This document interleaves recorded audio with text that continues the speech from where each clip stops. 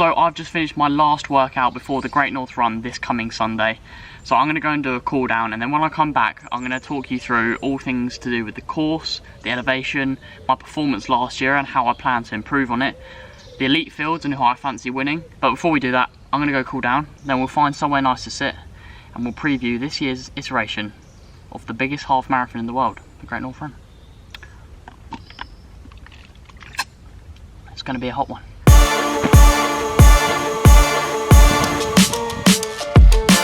So as I said, we're going to be previewing the Great North Run. I've got a bit of a sheet of information, the order of the day if you like, talking about all things about the course, the elevation, my plans for the day, etc. Without further ado, let's get into this. I've got last year's finisher t-shirt on. As you can see, it's a bit big for me. This might be Dad's, I'm not 100% sure. I think they did have a problem with some size smalls last year, so I think I had to go for medium maybe. But I digress. So the Great North Run, the biggest half marathon in the world, is this Sunday the 10th of September, and I'm thoroughly looking forward to it. Last year I ran a time of 1 hour 10 minutes and 24 seconds to finish 46th overall, and that is a pace of 3:20 per k. I'm not sure of the mile pace, I'll put it on the screen. And at the time I ended up actually being very positively surprised with this result. And looking back at it, I think I should have been, because of where I thought my fitness level was last year. I think a 1 hour 10 minute finish was actually pretty decent. So the course has got 150 meters overall elevation gain, which is it's a pretty decent amount. But we're not talking like you're climbing Mount Everest here. Like, you can still run quick on this course. So I've got a breakdown which I'll make available in the description, or I'll tag it as a comment. So if you guys want to see the elevation profile, you can see it for yourself. But essentially, I've got it broken down k by k, how much the elevation changes, and then how I expect my pace to change accordingly. So we'll go through that basically. So as I mentioned, I ran 1 hour 10 minutes last year, and this year I would like to go under 1 hour and 7 minutes. Obviously, weather permitting, it looks like it's going to be a rather roasty toasty. A bit like today, it's already 26 degrees in the UK, which is, you know, it's only 11:30, so it's going to get much hotter. So weather permitting, I'm hoping to go under 1 hour and 7 minutes. I've got to take over 3 minutes off of last year's time, which I think is doable. But that does mean I have to run an average of 3:11 per kilometre or 5:05 per mile. And this is essentially how I plan to do it through the course. So I'll quickly take you through the elevation of the course. So 21 kilometers. So we've got down 7 meters for the first kilometer, down 21 meters, down 7 meters, up 7 meters, down 8 meters, up 8 meters, up 20 meters. So kilometer 7, that's a pretty hefty one. You've got to make sure that you're taking that into consideration, saving some energy for that, but also adjusting your pace accordingly. Kilometer 8 is up 10 meters, down 11 meters, down 9 meters, down 13 meters, down 10 meters, down 8 meters. So essentially that 5k block between 9 kilometers and 13 kilometers, that's where you're going to be clawing back a lot of your time, because its overall elevation change is about 50 meters down. So you're pretty much running downhill. And I remember last year actually getting to that point, feeling like I was flying. Yeah, ended up paying for it towards the end, because I'd actually put too much energy into that downhill section. So just something to be aware of. Kilometer 14 is up 12 meters, and then we've got down 3 meters, and then we've got 4 kilometers of uphill elevation change. So up 1 meter, up 1 meter, up 16 meters, and then up 4 meters. So it goes up a little bit between kilometers 16 and 19. And then moving into the final 2 kilometers down towards the coast into South Shields, you've got an overall elevation change in down 12 meters and down 4 meters. So hopefully you've been able to follow that. So essentially the key parts you're looking at for this course are the first 3k are downhill. So you need to make sure you're conservative, but also making up a little bit of time. It's downhill, so you might as well make some time while it's there. But also, it's the start of the race, you need to be conservative, you need to be sensible. Then you've got kilometers 6 to 8, which are then all uphill, and that's overall about 40 meters up. So you need to be really careful through there, making sure you're adjusting your pace accordingly. Then you've got kilometer 9 through 13, which is downhill, a proper fast section there. And then 16 to 19, which is all uphill, and then downhill to the finish. So once you've reached kind of kilometer 19, you can almost empty the tank at that point, because it's all downhill from there. I've generally adjusted my paces. Essentially, if it's 0 to 10 meters downhill, quicker 5 seconds, and if it's more, quicker 10 seconds, and then anything uphill, I've adjusted my pace accordingly by 5 or 10 seconds.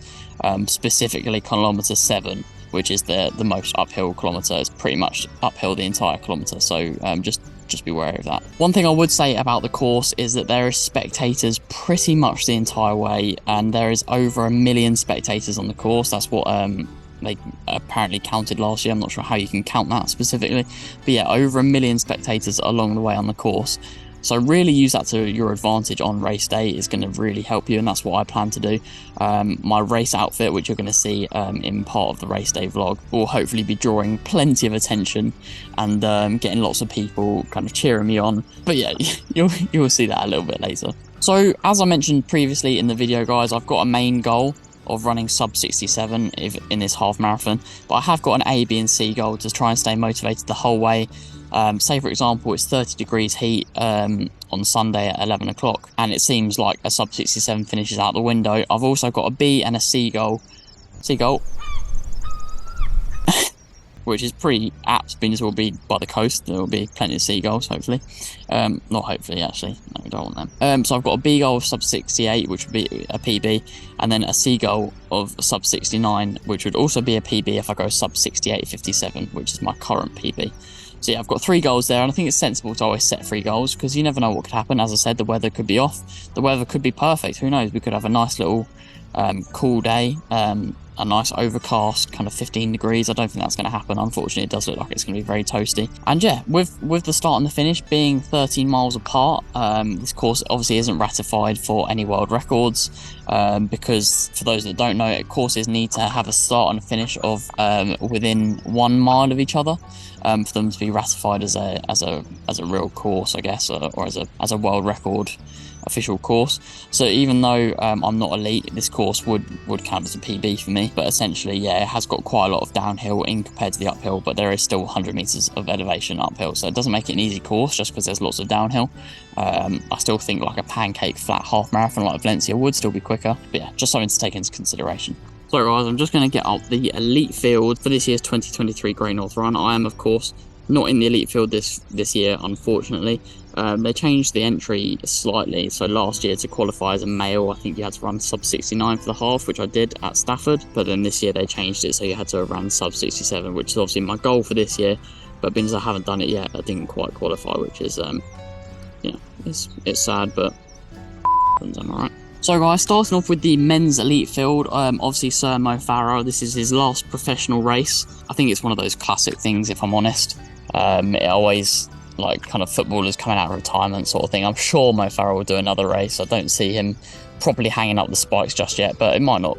I might be wrong, but he'll be racing definitely in the future. I don't see him just completely stopping running, whether it's professional or not. Probably the other headline runners are probably Jeffrey Kamworor and Mukhtar Idris. They're probably the only 2 that really stand out to me. You got Chalud Deso from Ethiopia as well.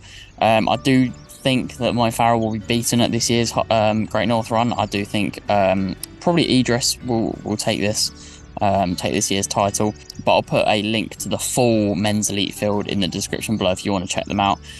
Hugo Milner from Great Britain, I think it's quite an interesting one. He's a very, very good runner. He's represented Team GB.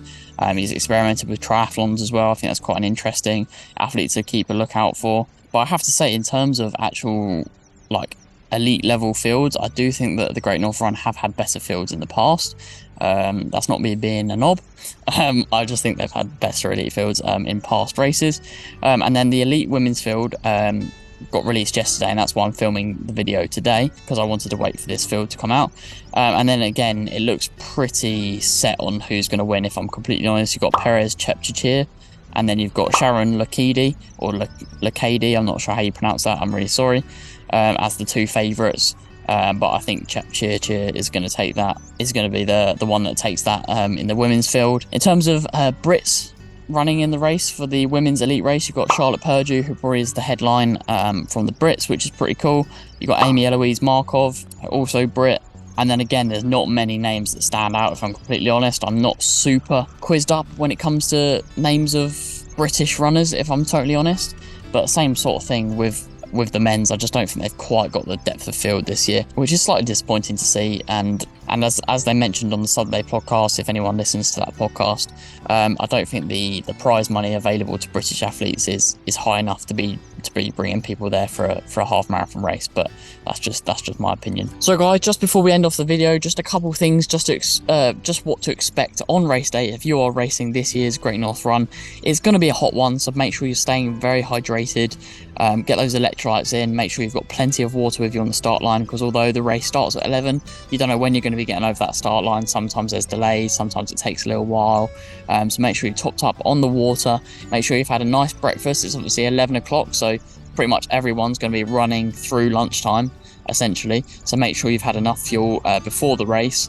And also another thing I would say is make sure you have a meeting point arranged with any family or spectators that you're with, because last year we had the problem of trying to find each other once we'd finished the race, but having no phone signal, because 60,000 people there, your phones typically don't work. It's just a bit overcrowding on the network, I guess. There's letters assigned to meet points, so you might have meet point C, meet point D, so just decide one, maybe go off your surname or whatever, and meet your family members there afterwards. That's a little tip for you guys. If not, you can use things like the charity tents if you're running for charity, Diabetes UK, Cancer Research. You can arrange to meet your family and friends there. But yeah, that's everything I've got to say regarding the Great North Run. A little preview. If I'm honest, I expect him to have more to say. I don't know, I just thought I could waffle better than this. It's going to be a really great event. I can't wait to share some of the footage with you guys following the event, and I really hope that the weather doesn't mess me up too much, but you never know. What can you do with 30-degree heat? The big half started at 8:30, so I don't know why the Great North Run starting at 11 o'clock. I just think it's absolutely ridiculous. 11. I've never done a race that starts at 11. Even last year it started at 10:45. But anyway guys, please like, subscribe, share with your running buddies. Best of luck to anyone taking part in a race this weekend, whether it's a half marathon, a 5k, a marathon, whatever it is, specifically the Great North Run. Obviously, if you see me, please come and say hello, and you might even get in the vlog if I've got my camera on me. But anyway, thanks for tuning in. Love the pain. Into the pain cave we go. Sub 67. Fingers crossed the weather holds out for us and it's not too hot. I'm going to try and stay hydrated as best as I can. But yeah, I'll catch you in the next one. Peace.